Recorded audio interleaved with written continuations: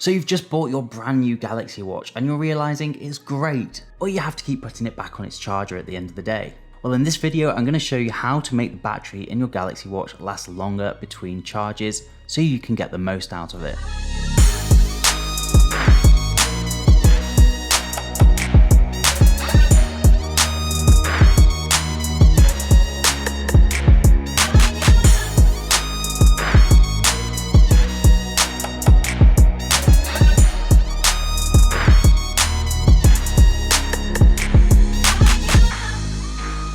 Hello guys, welcome back to Take It Easy.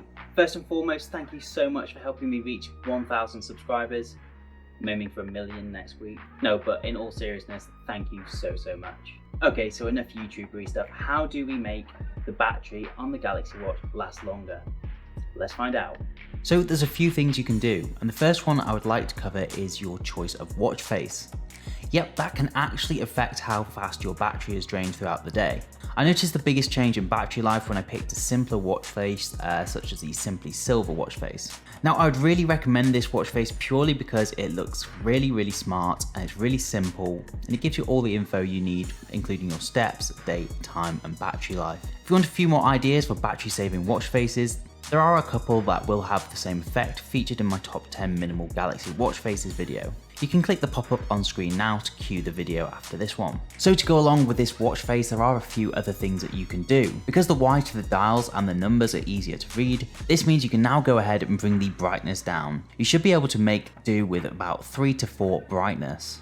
Now let's talk about apps. Leaving apps running will drain your battery just like it would on your smartphone. So make it a routine to navigate to your apps drawer. You can do this by pressing the bottom button, then heading to recent apps, then simply select close all. This will close all unneeded apps and stop them from draining your battery. Next up for some adjusting is your fitness tracking settings.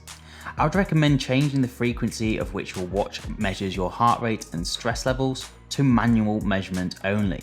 If you really want to do it automatically, you can change it to do it every 10 minutes, but if possible, I would avoid the measure continuously option. You can change these settings by going to your fitness tracking widget, tapping the heart rate icon, scrolling down to heart rate and stress management settings, and then choosing the settings that you want. This will actually save you a lot of battery life, so I definitely recommend keeping it to manual if you can. Before we jump into our next Galaxy Watch tip, please do leave a like and subscribe to the channel if you're enjoying the video. I've got plenty of tech tips, tricks and reviews coming up, so do stay tuned for that. Next tip is a more obvious one, and that is to turn the always on display off. You can do this by pulling down from the top of the screen to bring up the settings panel and tapping the little clock face icon. When it's blue, this means the always display is on. What this does is effectively puts your watch into a screen saving mode when you're not using it. However, if you did follow the first step in changing your watch face, you should be able to get away with still having the always on display activated, as a watch face itself will use very little battery. Also in the settings panel is a power saving mode, but that's a little bit extreme. I want you to be able to save battery but still get the most out of your watch. If for whatever reason though you do need this function, it will essentially turn off a load of all the features including Wi-Fi, change the watch face interface to a grayscale mode, and just basically strip everything back to its basics. Next little tip is that you can actually get your watch to suggest which settings to turn on and off for you. So go to settings again by pulling down from the top of the screen, scroll down until you get to battery, and once you click that, scroll down again to optimize battery, click that, and then after a few seconds, you'll get a list of recommendations such as turning off the Wi-Fi and NFC.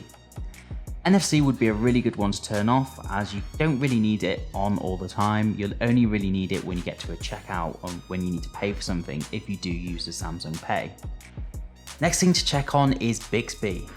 Now, I personally never use Bixby. It's never really appealed to me, but feel free to leave it on if it's something you use regularly.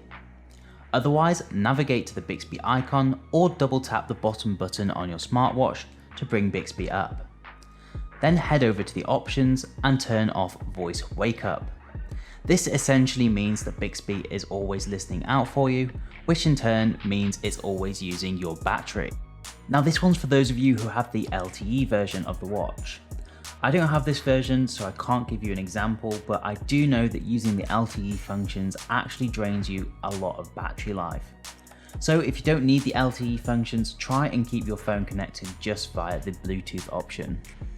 Last but not least, we have the gesture controls. Now this again can drain a lot of battery life, especially if you're exercising. Yes, it is convenient, but it's not too much trouble to just raise your wrist and tap the button or the screen. When you're exercising, you can accidentally activate the gesture control, or even just when you're walking around town. This in turn will drain a lot of battery life. To turn this off, just go down to your settings again, and then scroll down to where it says advanced settings. Then you'll see an option saying wake up gesture. Just turn that off. If you want to turn some of the others off, you can, but the other two should be fine, as they'll only respond to touch.